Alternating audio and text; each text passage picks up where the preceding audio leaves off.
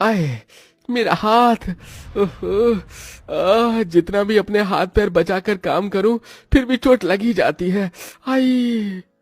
इतना बोलकर श्याम एक कपड़े का टुकड़ा लेकर अपने हाथ पर बांध देता है और उसके बाद फिर से पत्थर तोड़ने लगता है। शाम होते ही श्याम को उसके दिन भर की दिहाड़ी मिलती है, जिसे लेकर वो अपने घर जाता है।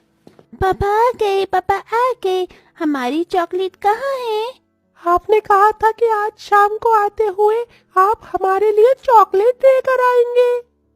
बच्चों, आज भी तुम्हारे पापा की बहुत कम कमाई हो पाई है, इसलिए मैं तुम्हारे लिए चॉकलेट नहीं ला पाया, लेकिन मैं वादा करता हूँ कल तुम्हारे लिए जरूर चॉकलेट लेकर आऊंगा। अपने पिता की बात सुन रवि और ऋतु दोनों उदास हो जाते हैं और फिर बिना कुछ कहे वहां से चले जाते हैं। ये क्या जी, आज फिर आपके हाथ पर चोट लग गई? ये चोट तो काफी गहरी लग रही है। आपने इसे डॉक्टर को दिखाया? रोज रोज अगर डॉक्टर को मैं अपनी चोट ही दिखाता रहा तो सारे के सारे पैसे तो दिवालियों में ही चले जाएंगे। मैं किसी बड़ी सी कंपनी में कर्मचारी तो नहीं हूँ जो आराम से अपनी सीट पर बैठा बैठा काम करूंगा।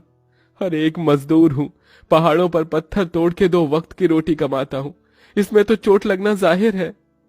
शाम की बात सुन कीर्ति रोते हुए चूल्हे के पास जाती है और सबके लिए खाना परोसती है, जिसके बाद सारा परिवार रूखा सूखा खाकर ही आधे भरे पेट के साथ सो जाता है। सुबह होते ही शाम पहाड़ों पर पत्थर तोड़ने के लिए चला जाता है। वहीं कीर्ति दूसरों के घरों में काम करने के लिए चली जाती है। जरा जल्दी जल्दी हाथ चला। हाथों में क्या मेहंदी लगी है जो इतने धीरे धीरे बर्तन धो रही है? मालकिन, क्या मुझे मेरी तनख्वाह में से कुछ पैसे मिल सकते हैं? घर में राशन खत्म हो गया है। कल भी मेरे पूरे परिवार ने आधी आधी रोटी खाकर अपना गुजारा किया। 2 हफ्ते पहले ही तुझे मैंने तेरी तनख्वाह दी थी और इतनी जल्दी तेरी तनख्वाह खत्म भी हो गई। मैं सब जानती हूँ। ये तुम जैसे गरीब औरतों के हम लोगों से पैसे ऐंठने के बहाने होते हैं। कोई पैसे वैसे नहीं मिलने वाले, समझी? अपनी मालकिन की बात सुन कीर्ति आंखों में आंसू लिए बिना कुछ कहे बर्तन धोने लग जाती है। वहीं दूसरी तरफ, ये क्या सेठ, आपने आज भी मेरी आधी दिहाड़ी काट ली। अगर आप रोज रोज ऐसे ही मेरी दिहाड़ी काटते रहेंगे तो मेरा परिवार तो एक दिन भूखा ही मर जाएगा।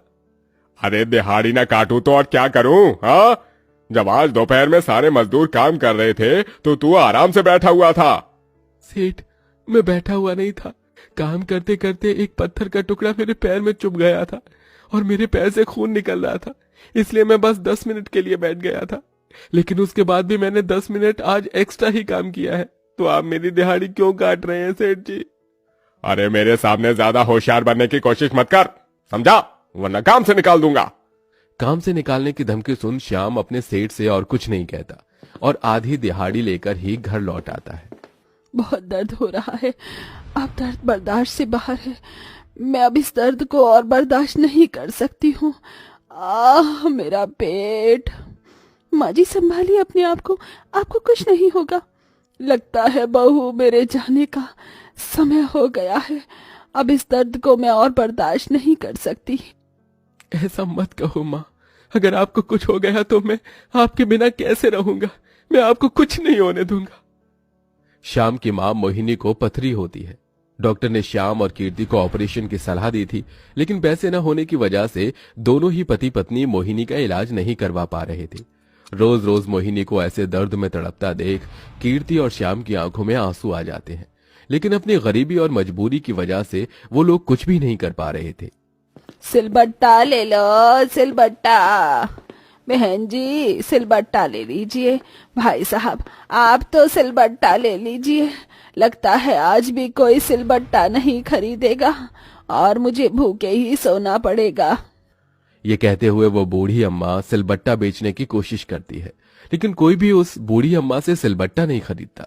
भरी धूप में खाली पेट बैठने की वजह से उस बूढ़ी अम्मा को चक्कर आने लगता है और वो बेहोश हो जाती है, जिसे वहां से गुजर रही कीर्ति देख लेती है। कीर्ति जल्दी से उस बूढ़ी अम्मा के पास जाती है और उसे होश में लाने की कोशिश करती है। अम्मा उठिए, आप ठीक तो है ना? बेटा, सर घूम रहा है, चक्कर आ रहे हैं। 3 दिनों से कुछ भी नहीं खाया है। मैं अकेली बूढ़ी औरत सिलबट्टा बेच बेच कर अपना पेट पालती हूँ, लेकिन अब तो लोगों ने सिलबट्टा खरीदना ही बंद कर दिया है। आप यहीं रुकिए, मैं भी आती हूँ। कीर्ति जल्दी से अपनी घर दौड़ती हुई जाती है और घर में रखी प्याज और रोटी लेकर उस बूढ़ी अम्मा के पास आती है। अम्मा, मेरे पास खाने के लिए इस प्याज और रोटी के अलावा कुछ नहीं था। इसे खा लीजिए, इसे खाकर आपके शरीर में थोड़ी ताकत आ जाएगी। बेटिया, अब इस उम्र में कुछ भी सूखा गले से निकला नहीं जाता। मेरे पास ये 2-4 हरी मिर्च और धनिया है, इन्हें तो इस सिलबट्टे पर पीस कर मेरे लिए चटनी बना दे।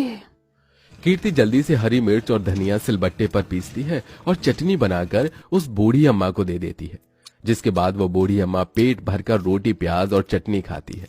वहीं कीर्ति भी अपने घर आ जाती है। वो बूढ़ी अम्मा कीर्ति के घर से थोड़ी ही दूरी पर सिलबट्टा बेचती थी, जिसके चलते जब भी उस बूढ़ी अम्मा को जब भी प्यास लगती तो वो कीर्ति के घर पर पानी मांगने के लिए आ जाया करती। ऐसे ही समय गुजरता रहता है और एक दिन, बिटिया, घर में कोई है क्या? अरे अम्मा, आप आइए आइए। बेटा, आज भी किसी ने सिलबट्टा नहीं खरीदा। कल रात से मैंने कुछ नहीं खाया है, कुछ खाने को मिलेगा क्या? घर में तो सिर्फ एक रोटी और थोड़ी सी सब्जी बची है, वो भी मैंने मेरे लिए रखी थी। मैं तो एक समय की भूख बर्दाश्त कर सकती हूँ, लेकिन अम्मा कैसे करेंगी? एक काम करती हूँ, इन्हें ही वो सब्जी और रोटी लाकर दे देती हूँ। कीर्ति उस बूढ़ी अम्मा को अपने हिस्से की रोटी सब्जी लाकर दे देती है और बूढ़ी अम्मा रोटी सब्जी को खा लेती है।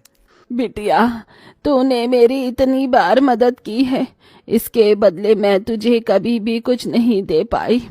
तुझे देने के लिए मेरे पास इस सिलबट्टे के अलावा और कुछ भी नहीं है।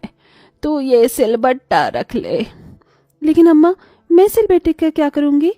तू भी तो मेरे तरह गरीब है। अगर किसी दिन तेरे घर में सब्जी नहीं हुई तो तू इस पर चटनी पीस कर खा लियो। वो बूढ़ी अम्मा कीर्ति को सिलबट्टा देकर वहां से चली जाती है और ऐसे ही एक हफ्ता गुजर जाता है। पकाने के लिए कुछ भी नहीं है, थोड़ा सा आटा रखा है, उसे ही गूंद कर रोटियां डाल दूंगी। साथ में मूंगफली की चटनी बना देती हूँ। थोड़ी सी मूंगफली रखी हुई है, आज उन बूढ़ी अम्मा का दिया हुआ सिलबट्टा मेरी चटनी बनाने के काम आएगा। कीर्ति उस सिलबट्टे पर मूंगफली और थोड़े बहुत मसाले डालकर उसे पीसने लगती है। जैसे ही कीर्ति सिलबट्टे पर चटनी पीसती है तो एक चम्मच की रोशनी के साथ बहुत सारी चटनी सिलबट्टे में से निकलने लगती है, जिसे देख कीर्ति काफी डर जाती है। हे भगवान, ये क्या है? इस सिलबट्टे में से बहुत सारी चटनी निकली जा रही है और रुक ही नहीं रही। अब मैं क्या करूं? कीर्ति इससे पहले कुछ समझ पाती कि कीर्ति की नजर अपने सामने पड़े एक लाल कपड़े पर जाती है, जिसे देखकर वो डर के मारे उस सिलबट्टे पर डाल देती है। सिलबट्टे पर लाल कपड़ा पड़ते ही सिर्फ सिलबट्टे में से बहुत सारी चटनी निकलना बंद हो जाती है। श्याम जैसे ही घर पर आता है, कीर्ति उसे इन सब चीजों के बारे में बताती है। क्या जो तुम कह रही हो वो सच है? अरे मुझे तो यकीन ही नहीं हो रहा है। अपने पति को यकीन न करने पर कीर्ति फिर से वो सिलबट्टा घिसना शुरू कर देती है और देखते ही देखते उसमें से गेहूं के दाने और चावल निकलने लगते हैं। अरे ये तो चमत्कार है कीर्ति, हम इन गेहूं और चावल को बेचकर 2 वक्त की रोटी खा सकते हैं। लगता है भगवान ने हमारी सुन ली। वो बूढ़ी अम्मा इंसानी रूप में कोई फरिश्ता थी। जब से उन्होंने मुझे ये सिलबट्टा दिया है तब से वो मुझे कहीं पर दिखी भी नहीं। अब कीर्ति उस सिलबट्टे की मदद से जितना चाहे उतना गेहूं और चावल निकालती है और उसे ले जाकर श्याम के साथ बाजार में गरीब लोगों को सस्ते दामों पर बेचती है।